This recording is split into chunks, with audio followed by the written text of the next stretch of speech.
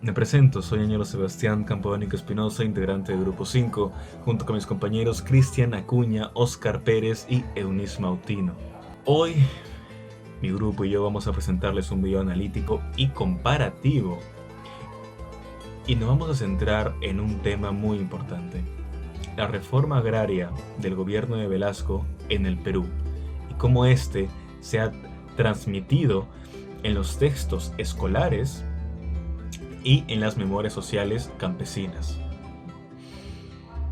Hay voces que han sido omitidas, silenciadas, editadas, modificadas, por el simple hecho de que los privilegiados que tienen esa cualidad de poder editar lo que se escribe, lo que se va a poder compartir con los niños como una verdad,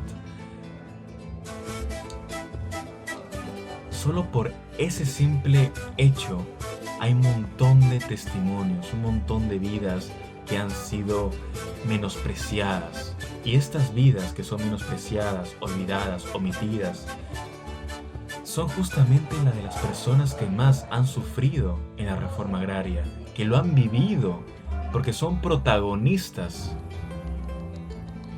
Este tema es muy importante. Vamos a averiguar cómo, por qué y cuál es la diferencia realmente entre lo que se ha vivido y lo que se dice. En este momento presentaremos los testimonios de los entrevistados, que nos permitirán conocer cómo recuerdan la reforma agraria desde su propia experiencia. Luego, estos relatos serán analizados en comparación con lo que plantean los textos escolares y el documental previamente visto, para así identificar coincidencias, diferencias y silencios en torno a esta memoria histórica. Esta tarde he traído un invitado especial para que nos comparta un poco de su historia. Buenas tardes, soy el señor Víctor Taipe Pacheco, tengo 69 años, soy del 15 de diciembre del año 1956, vivo en la ciudad de Lima, soy natural de Lima. Perfecto. Cuéntanos un poco de qué recuerdas de la reforma agraria. Año más o menos el 69, escuché bastante de la reforma agraria, del nuevo gobierno, que sabe el gobierno militar, del general Juan Velasco Alvarado. Promulgó una reforma agraria a favor de los campesinos. Evita que en ese tiempo los latifundios, las haciendas estaban grandes y gobernados, ¿no?, por unas personas, por unos hacendados. Entonces dio la oportunidad a los campesinos y dijo: la tierra es el que es dueño el que no trabaja.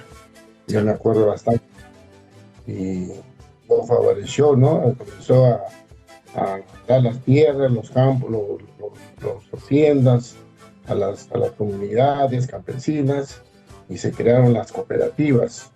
En Lima Norte, la ciudad de Huaral, de Huacho, Pativilca, Paramonga, había bastantes frutas, había la naranja huando, la sandía, había bastante la caña de azúcar en esos tiempos. Entonces empezaron a dar a trabajar a los campesinos, a los trabajadores, ¿no?, del campo. Y bueno, las cooperativas, parece con el tiempo, ¿no? No se llegó, como dice, a dar buena productividad, como eran los hacendados que sí los exigían, ¿no? Como decían que no, los explotaban los campesinos, ¿no?, para que ellos trabajen y daban buenos frutos. Conocían bastante del abono, del agua que debía regar, ¿no? Pero se escuchaba de que los campesinos de ese tiempo, ellos no trabajaban como debe ser, ¿no? Entonces bajó la productividad, la calidad también de los productos, y así fue bajando un poco. No, le faltaba una planificación, le faltaba ¿no?, eh, conocimiento sí tenían del campo, y no, ¿qué pasa? Ellos ya se sentían como propietarios, socios y a la vez trabajadores del campo. No tenían quien lo ordene ellos mismos, ¿no? Si decía ellos trabajar, y no, una semana y no trabajaban, y a veces se perdía eso. En cambio, Me acuerdo que los hacendados los exigían, tenían creo, sus 8 horas, hasta 12 horas trabajaban ellos, Sí, de 7 a 7. claro. Salían al campo en la mañana tomando su desayuno y ya no venían hasta las 6 de la tarde. Ellos agotaban en el mismo campo y llevaban su comida. Mira, sí. Y el objetivo de la reforma era de que ellos deberían trabajarlo, ¿no? Como debe de ser, como ellos trabajaban. Ujú. Pero no se llegó a cumplir definitivamente los trabajos que ellos debían hacer. Fue bajando la productividad, y bastante se veía, ¿no? Bajar la calidad, todo. Hubo, hubo alguien que tenía que estar, ellos tenían que estar siempre, estar alguien que le dijeran, ¿no? Que trabajen, hagan las cosas, ¿sí? Hasta tenían ellos el bono del Banco Agrario, le daban dinero, tenían buenas proporciones, y ellos tenían que devolverlo con su trabajo, con su productividad. Y eso hubo campesinos que debían al banco porque no terminaban de trabajarlo, ¿sí? No me acuerdo bastante eso. Me despido.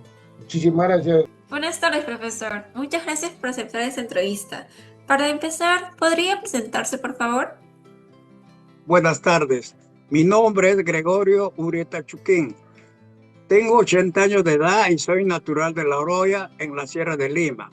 En los años 70, yo enseñaba historia en secundaria y recuerdo muy bien la época de la reforma agraria del gobierno de Juan Velasco Alvarado. ¿Cómo se enseñaba la reforma agraria en esos años? Bueno, en ese tiempo los textos escolares presentaban la reforma agraria como un gran logro.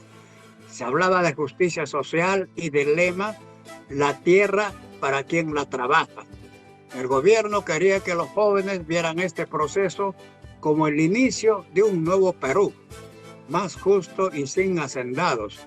Era una historia con mucho entusiasmo, muy marcada por la visión oficial. Y en base a esto, ¿cómo reaccionaban los estudiantes ante este tema? La mayoría lo veía con esperanza, sobre todo los alumnos que tenían familiares en el campo. Pero algunos contaban que en sus comunidades la productividad había bajado o que las cooperativas no funcionaban tan bien. Entonces uno veía la diferencia entre lo que decían los libros y lo que la gente vivía realmente. Hacia ese contexto, ¿usted sentía presión como profesor al enseñar sobre la reforma agraria? Sí, bastante. Era una época de gobierno militar, así que los maestros teníamos que seguir los materiales oficiales. No podíamos cuestionar mucho, pero yo trataba de abrir espacio para que los alumnos comentaran las experiencias de sus familias. Así ellos entendían que la historia no es una sola versión, sino muchas voces distintas. Y en base a esto, ¿qué se cree o usted cree que esta forma de enseñar influyó en cómo recordamos hoy la reforma agraria? Sin duda, la enseñanza de esos años formó una memoria oficial muy positiva y centrada en Velasco, pero con el tiempo los testimonios personales mostraron otros lados, los problemas económicos, las tensiones en las cooperativas y las promesas que no se cumplieron del todo. Eso nos enseña que la memoria se construye desde distintas experiencias, no solo desde los libros. Estoy totalmente de acuerdo. Muchas gracias, profesor, por compartir su experiencia y sus recuerdos con nosotros. Hasta la próxima oportunidad. A ti por la entrevista. Buenas tardes. Ahora, para cerrar nuestro análisis y como reflexión colectiva, quiero comentar lo siguiente. Después de haber entrevistado las tres fuentes, el documental La Revolución en la Tierra, los textos escolares de historia del Perú y los testimonios recogidos, comprendí que la memoria sobre la reforma agraria no es única, sino que depende del lugar desde donde se recuerda y donde se cuenta. Por ejemplo, el documental se muestran distintas voces, campesinos, políticos e incluso historiadores. Allí se presenta la reforma agraria como un proceso de justicia social, pero también como un hecho de complejo que generó divisiones, tensiones y consecuencias que aún se sienten. En cambio, los textos escolares que analizamos suelen ofrecer una visión más uniforme. Destacan la figura del general Velasco Alvarado y la idea de que la reforma fue un gran logro nacional, pero casi no mencionan los errores de su implementación ni las dificultades económicas o sociales que vinieron después. Es decir, transmiten una memoria oficial que busca dar una visión positiva del proceso, dejando de lado sus contradicciones. Cuando escuché las entrevistas, estas diferencias se hicieron mucho más claras. El abuelo de mi compañero recordó la reforma agraria desde su experiencia campesina, como de una oportunidad de justicia y acceso a la tierra, aunque también mencionó la productividad disminuyó y que el sistema de cooperativas no siempre funcionó como se esperaba, claro. Por otro lado, mi abuelo, quien en esa época fue profesor en La Oroya, recordó que la reforma agraria no desde el ámbito educativo.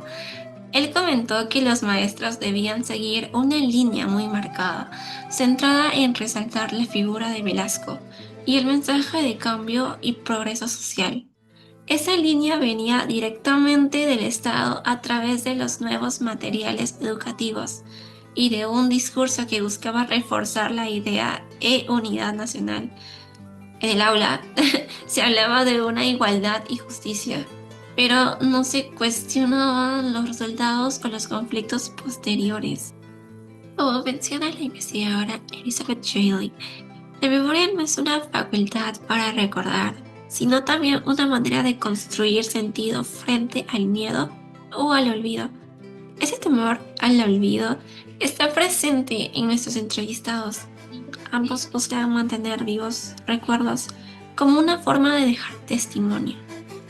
En palabras de Hal Walsh, la memoria individual siempre se apoya en la memoria colectiva, desde que los marcos sociales nos rodean. En este caso, cada uno recuerda la reforma desde el rol que tuvo, uno como campesino beneficiado y el otro como un profesor que transmitía la versión oficial desde el Estado. Al comparar sus relatos, entendemos que lo personal y lo social están profundamente conectados.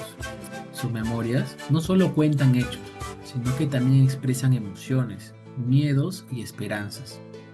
Lo más importante es que ambas narraciones transforman la experiencia individual en una memoria compartida, donde el recuerdo se convierte en parte de la identidad colectiva. Por eso, considero que este trabajo nos permite reconocer que la historia no es única ni estática.